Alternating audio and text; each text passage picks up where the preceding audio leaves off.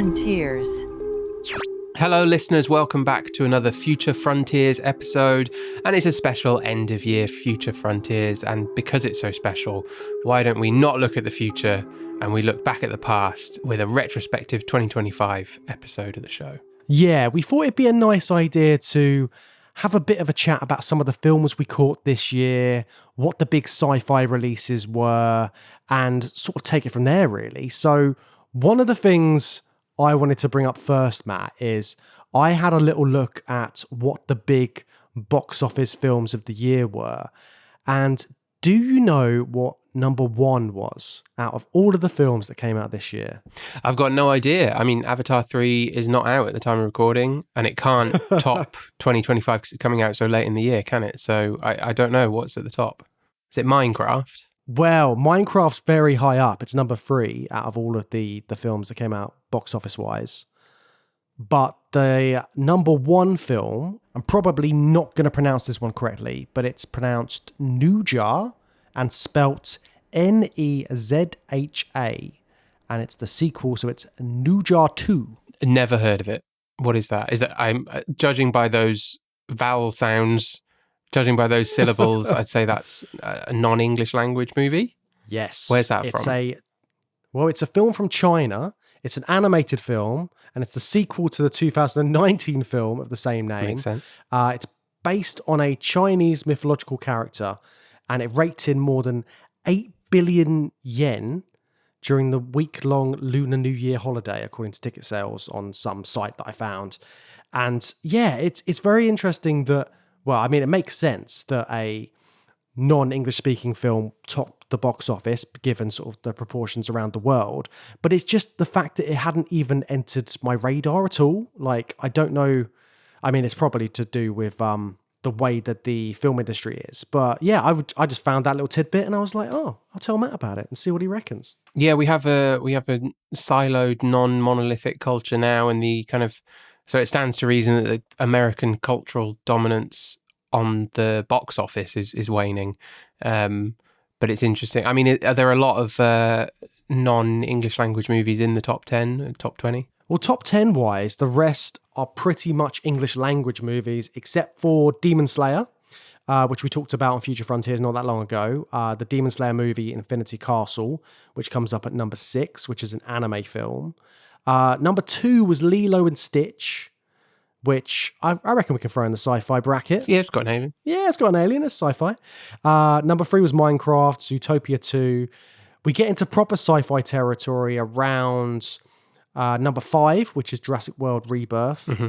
And then Superman hit at number 9. So like in the top 10, you've got a few bits of sci-fi in there. But it's interesting just looking at the worldwide box office and kind of what is really cutting through in terms of ticket sales for cinemas. Yeah, I mean, I'll be honest, I haven't seen most of those movies, and I don't have a lot of interest in quite a few of them either. Well, speaking of films that you're not particularly interested in, Matt, we had a few Marvel releases this year, if we're sort of looking back at what the big films were. Oh.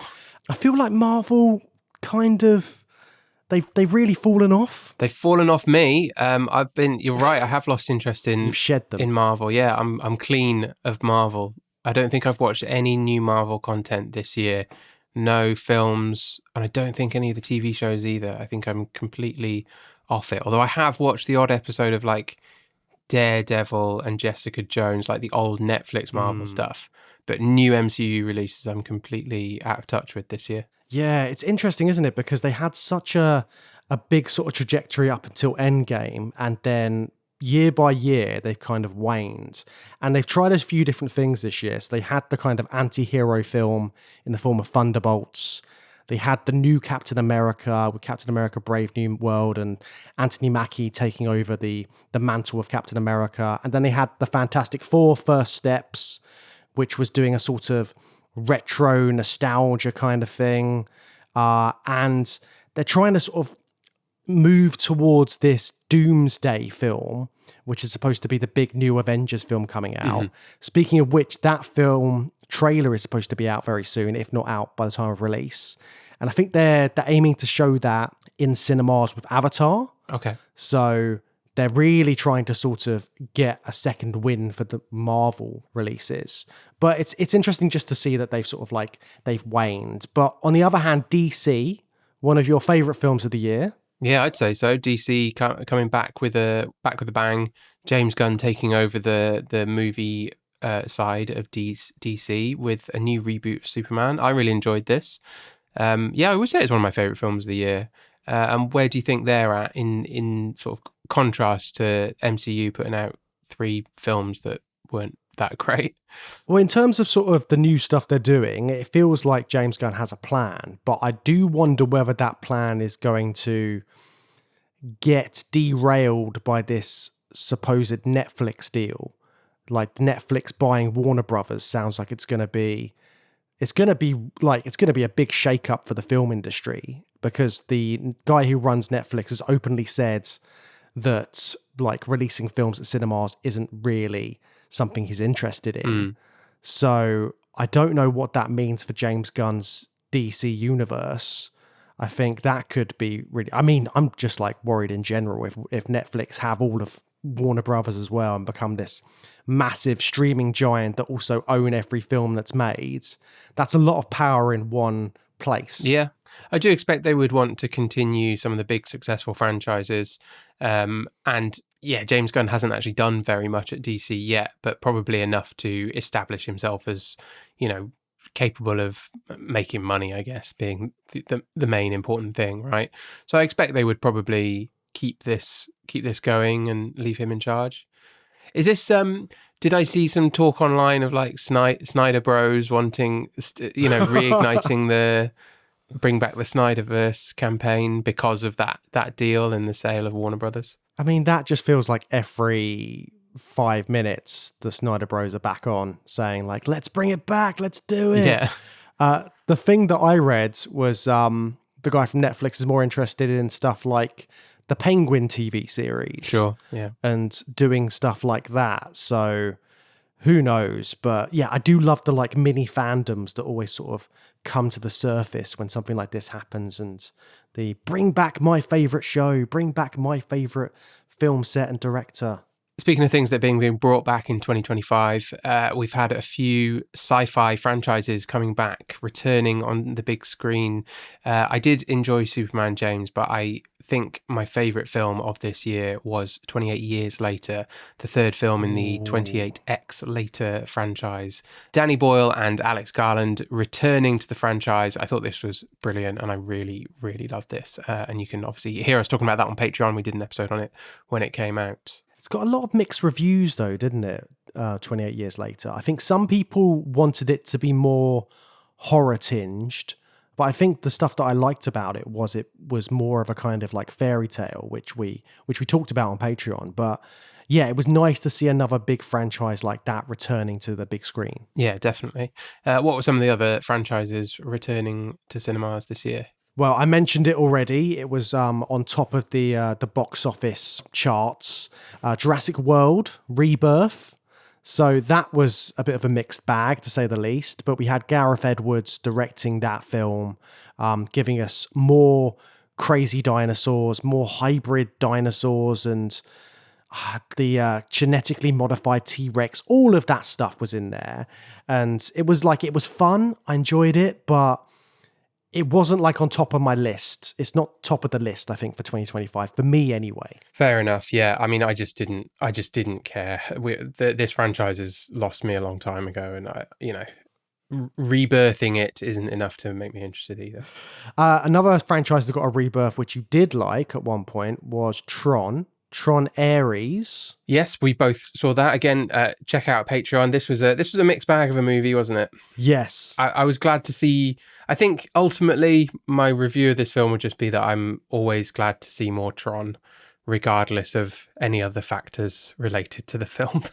And there were other factors. There were lots of factors to consider in Tron Ares, but I'm nevertheless happy to see a Tron movie. Yeah, I mean, it was big, bright and bold. They were having some fun with it. Jared Leto was a bit much, but isn't he always? So I wasn't that surprised when it came to him. But we also had the new Predator films, 2 Predator films this year as well. Not 1, but 2. Predator fans are spoiled in 2025, as they have been for the last few years. We've got Prey, and then Killer of Killers and Badlands this year. I still haven't seen Killer of Killers, but Badlands was great fun. And I'm very excited to see what Dan Trachtenberg continues to do with this franchise. Yeah, it was so, like, he did something completely different with Badlands, and Killer of Killers is probably more like what you would have expected Dan Trachtenberg to do with that franchise, but by doing it animated and putting it out just before Badlands as well, building up that hype. It was very strategic, and it was like, it was fun. Like, as a fan of the Predator franchise, having 2 Predator films, building up back to back, doing different things, I think that, like, for me, Badlands is probably, it's in my top 5 films of the year, without a doubt, because I had such a good time watching it and it was not what I was expecting. So I definitely put that in there. Killer of Killers is fine. Like, it's fun. But there is probably a reason that it just went straight to streaming. Yeah. Anthology movie, yeah, and animated, yeah. That's fair enough. And then at the time of recording, I mentioned it earlier, Avatar 3 Fire and Ash is not out yet. I'm really looking forward to it. We didn't have to wait very long for our third Avatar film after the gap between the first 2. And yeah, it's fire Navi this time. Yeah, fire Navi, volcanoes and stuff from the trailers, I think. But this is like, it's really precarious, this film, though, isn't it? Because James Cameron's openly said if it doesn't make enough money, he's just going to ditch doing the next 2 or 3 or ever many other Avatar films he has in the pipeline. What's enough money for an Avatar film? I mean, who knows? They're crazy, though, aren't they? The budgets for this. Like, I think it's $350 million budget for this film. So it's got to make a lot more in order to sort of like do it. I think the forecasting for this, I don't trust the forecasting. It depends how many people actually have the willingness to go and see this kind of film. Sure. But they're forecasting it as potentially crossing 2 billion, like worldwide, which would be nice. That sounds like enough money, doesn't it? Yeah. I mean, to us, that would just be all right, I reckon. Yeah. I'd probably retire if I had $2 billion. Probably. Yeah, I think we'd need to like up our Patreon game a little bit to sort of get into that kind of realm. I enjoy podcasting, but with $2 billion, probably not do anything ever again. But yeah, I'm looking forward to it. I think it'd be good. I don't think he'll abandon stuff. He's done loads of work. They've been doing them all back to back, haven't they? I mean, he said that he might do a couple of books and just, because he's obviously written it all down somewhere. He's probably got like a massive manuscript just hidden away in a cupboard. Sure. Yeah, along with all of his other stuff. I love the idea of just like James Cameron just having books of ideas just in one cupboard with some shoes and some clothes. Yeah. I'm sure it's a dedicated Avatar book cupboard, Avatar thoughts. He's got his Avatar cupboard. He's got his Alita Battle Angel cupboard, which Robert Rodriguez comes into every once in a while. He's got his Terminator cupboards. All of these different cupboards in his home. So what other sci-fi did we have this year? What was kind of in the more indie and, auteur realm? Well, I'd throw Companion in the mix. Companion was another one we covered on Patreon. It was a unexpected film. It was kind of like, I think it went under a lot of people's radar, but it was an interesting story. I don't know how much to say because like I think it's all in the synopsis and it was all in the trailers at the time. But sure. if you're listening and you hadn't heard anything about Companion, maybe just give it a go and don't read anything about what it's about. But it's directed by Drew Hancock and it was a lot of fun. And it was like something very distinctly sci-fi. Yeah, definitely. Yeah, check that out if you haven't seen it. And good work being careful of the spoilers, James. And then you can head over to Patreon and listen to our episode on it. Yeah, I mean, considering we do quite a spoiler-heavy show in general, it's very hard when we try and hold back the spoilers. But in terms of heavy hitters, we had a lot of good directors releasing sci-fi this year. We had Yorgos Lanthimos, we had Edgar Wright, Guillermo del Toro, Bong Joon-ho as well, and they all had really interesting films. So we've got Begonia. You haven't seen Begonia yet, have you, Matt? No, I'm going to check that out as soon as it's available at home. This is my number one film of the year. Really? Great. Yeah. Begonia is great. Again, I have to be careful of spoilers. Yep. It's There's a lot in the trailer of that, to be fair, but I don't know if yeah. those are spoilers or if it goes in other directions. It goes in every direction that you could imagine, and you never quite know what's going on, which is brilliant. And that's part of the greatness of this film. And also, it's Yorgos Lanthimos, so it's filmed beautifully. It's got that kind of dark comedy that he throws into his films, and it's a lot of fun, and it's got some really memorable moments. So yeah, I would highly recommend giving Begonia a look. It's my number one film of 2025. What other films did we have from those directors? Yeah, so Frankenstein I haven't seen yet either, but I think we're going to be covering that later in our Mad Science series, Del Toro's Frankenstein. So I will be checking that out soon for the main feed. You haven't seen that one either yet, have you? No, not yet, because we have been talking about potentially pairing that in a future episode with The Bride when it comes out, which is the other big sort of Frankenstein film coming out. That one directed by Maggie Gyllenhaal, starring Jessie Buckley, Christian Bale, Peter Sarsgaard. There's like loads of people in that cast, but that looks like an interesting take on the Frankenstein story. And I think pairing that with Del Toro's Frankenstein, which again, like a very sort of auteur version of that story, will be an interesting one to sort of delve into in the new year. And then we've got Bong Joon-ho's Mickey 17 and Edgar Wright's The Running Man. Both of these films, James, I was really excited about, or I really wanted to like, and I was really enthusiastic about, but kind of left me a little bit wanting when I saw these at the cinema. So what did you think of these two?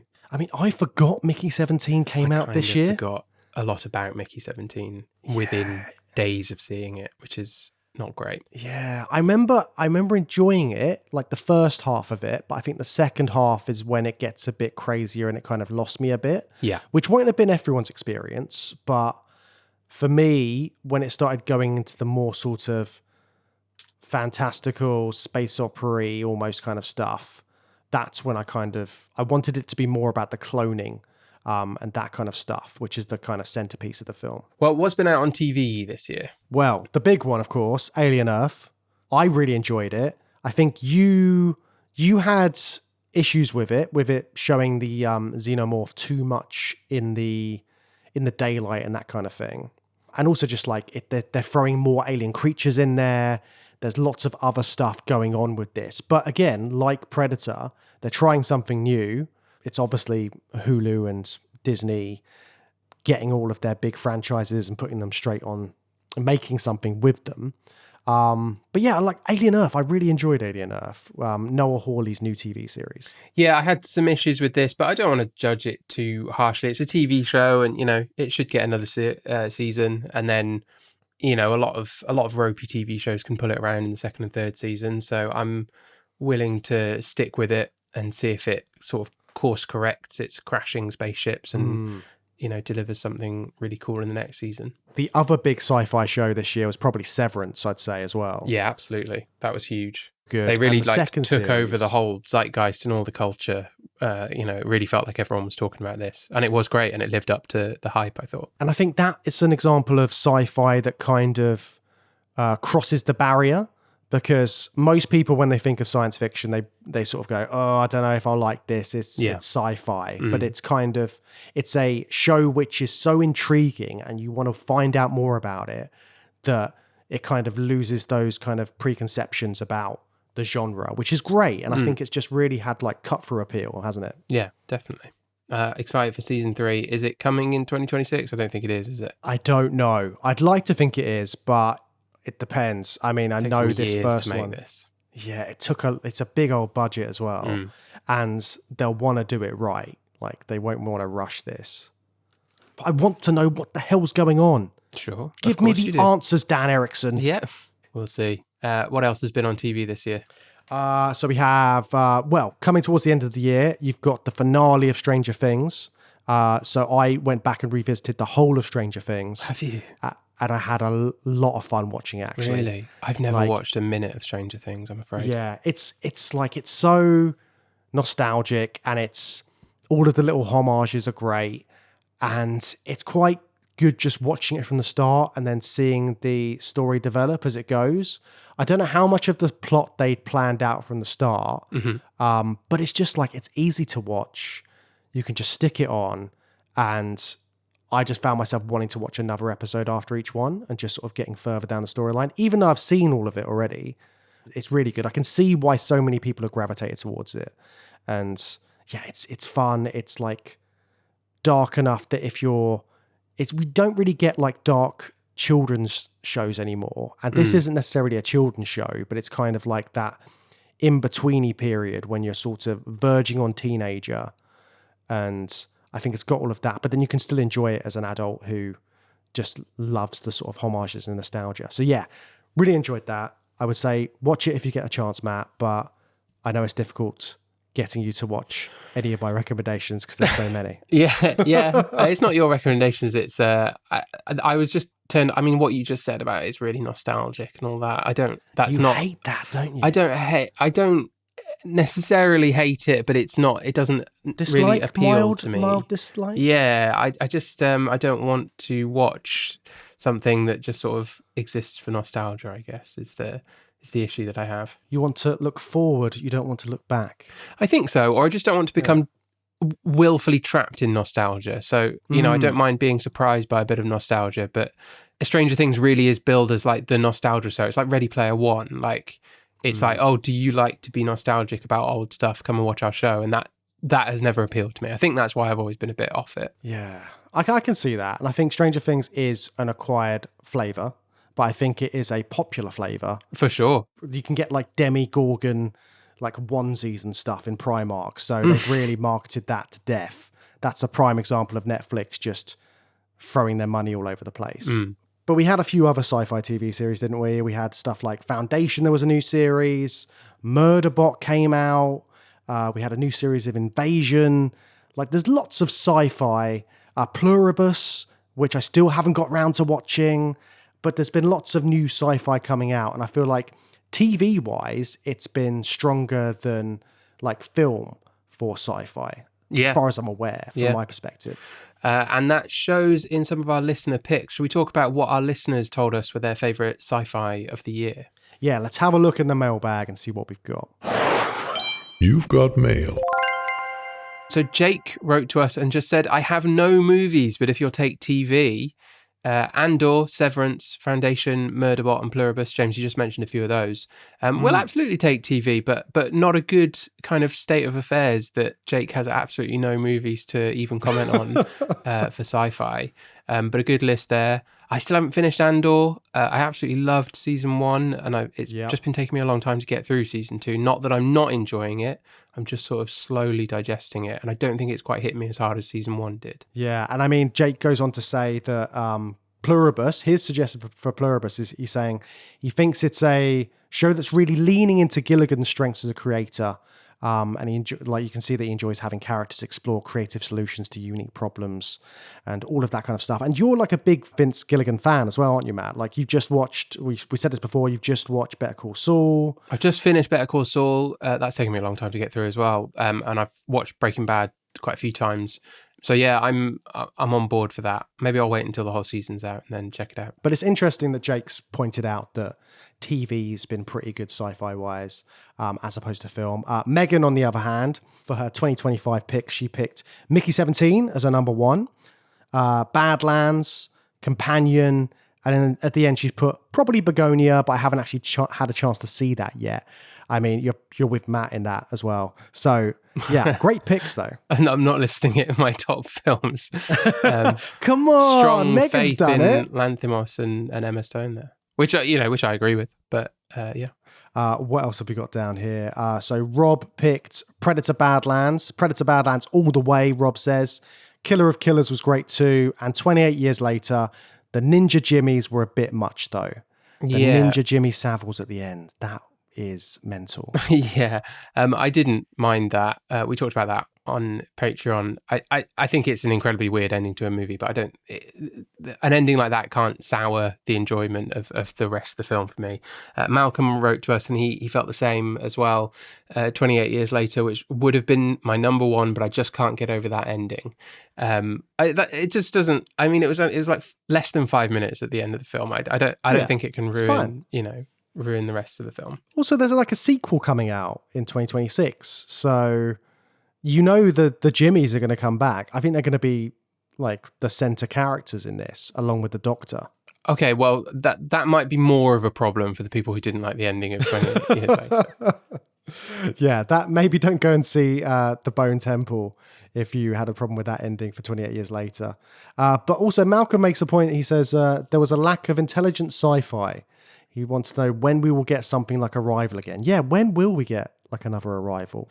Well, I do think, I mean, Arrival's quite a tall order. That's one of the most interesting kind of slow-paced, thought-provoking sci-fi films of possibly all time. But Malcolm's also mentioning like Mickey 17 and Companion and obviously 28 Years Later. I think those are all quite intelligent sci-fi movies. Whether they all hit the mark and, how good they are is another thing. But they're all like intelligent and interesting films with a lot of interesting things to say. So I don't think that we're necessarily lacking for intelligent sci-fi. I think Malcolm's bar might be too high. If he wants Arrival, like not every film can be Arrival. This is true. But then also like there could have been a bunch of films that have come out this year that have just gone so under the radar that we haven't heard about them yet, and they might have a second life in streaming. And there may be films like, probably not quite on the same level of Arrival, given the sort of the director and the cast involved in that. But I'm sure there are these like clever, intelligent sci-fis just creeping around in the peripheries. So listeners, if you've seen a great indie sci-fi this year, let us know. Let us know in the comments. Message us, because we're always up for exploring new sci-fi films. So yeah, give us a shout. We got more people. Freya said Begonia and Badlands. I really need to see Begonia, don't I? You do. And also enjoyed Foundation and Pluribus. So yeah, TV seems to be the place to be. And Callum also agreed it was great to see Predator and Alien return. Yeah, obviously I had reservations about Alien Earth, but what a big year for those two, the daddies of the alien genre. Callum also mentioned Superman as well. He gives Superman a little bit of a name check. He says proper hopeful sci-fi again, which I've missed. Yeah, it was quite a hopeful film, wasn't it, Superman? Yeah. What's the song you always sing? The punk rocker song. Punk Rocker, by Teddy Bears. It's just called Punk Rocker. I need to remember that. And yeah, just to conclude, we got a message from Distant Earth, and Distant Earth said, my feeling about 2025 in terms of sci-fi films, one of the worst years ever. Scathing words, absolutely scathing. He says, not that every film was bad, just that the best ones were only approaching a 7 out of 10 level. He said there were no classics. I think Companion and Believe It or Not, Tron Ares were the ones I enjoyed the most. Not because they were deep, there was just some viscerally amusing or fun things about each of them. So he says the only one remaining is Avatar 3, which we've all got high hopes for Avatar 3. We want that to do well. It's James Cameron doing Avatar, so hopefully that'll be a good one. But that message also sparked like a big conversation on our social channels as well. So we had lots of listeners chiming in and suggesting years which were the best in sci-fi. Like there's lots of years to choose from, the best film releases of whatever particular year. People have been sending us their suggestions. So if you've got a year which you think is better than 2025, or indeed the best year ever for sci-fi releases, let us know. Again, let us know in the comments, send us a message. We love to hear stuff like this. And also it's quite interesting looking at different things that came out over those years. If you've never reviewed our show, leave us a review and tell us what you think the best year for sci-fi was, because we'd love to hear from you, and we also love it when you review us. But I don't agree with Distant Earth that it was one of the worst years for sci-fi ever. I mean, saying that kind of puts me on the spot to like name a worse sci-fi year, and I don't have one to mind necessarily. But I don't think a year that like Alien and Predator came back into the cultural space so massively cannot be that bad of a year for sci-fi. And Tron coming back is good fun. And Distant Earth even references that, even though I don't think it was like that great of a film. But, you know, I think it's still good that's back on screens, and we've got another Avatar film coming out, which is going to be huge, whether it's any good or not, really. You know, I think it's still a really big year, and we got some nice little indie films as well. Begonia sounds like it's amazing. Companion was good fun. And I think 28 Years Later it is a classic. I thought it was amazing. I don't care about the very end of the film. So, yeah, I respectfully disagree with Distant Earth on that one, but I can't name a worse film for sci-fi. I like it. You're standing your ground. I kind of get it. I get that there's no distinct independent, like I can't really think of many low budget, high concept films that came out this year. And those are the kind we really enjoy as well. So maybe there's a few more of those that we might get in 2026, and something to sort of come in between all of these big blockbuster films as well. But like you said, there's been some great directors turning their hand to sci-fi. And I mean, I'm always excited when that happens. So yeah, I think it's been not too bad a year for sci-fi. Let's be honest. We've had some good films in the mix. We've had some good stuff to talk about. And I'm just hoping we get more and bigger and better and just more sci-fi coming out in the new year. Yes. Here's to another great year of sci-fi. Or to a great year of sci-fi if you're Distant Earth and you don't believe this one. Well, that's it for today's episode. We have more stuff coming your way very soon. On Christmas Day, we have a special Patreon episode on Edward Scissorhands. Then we're taking a short break from the show, so we won't have any episode out after that for a week on the main feed. But then we'll be back, hopefully covering Avatar, if we've both seen it by then, on Patreon. And then back on the main series, we'll be looking at Mimic and Splice as part of our exploration into mad science. And then we'll be finishing January up with another episode on mad science where we're going to be looking at superheroes, science that made superheroes. After all that Marvel fatigue, which we talked about at the beginning, we're going to go back to the start of Marvel, and we're going to talk about Hulk from 2003 and Iron Man from 2008. So lots of stuff coming up in the new year. Yes, we're very excited to get back to our Mad Science series in the new year. But that's all for this year. If you want to support the show, please, like I said, leave us a review. Tell us what your best sci-fi year was. Or you can head on over to Patreon and get all of that bonus content that James was just talking about. It's patreon.com/journey through sci-fi. And we'll be back with another Future Frontiers as well at some point. So if you do have any listener messages for us, any questions, any stories, just send them over and you might be featured in the next episode. That's all for now. Bye-bye.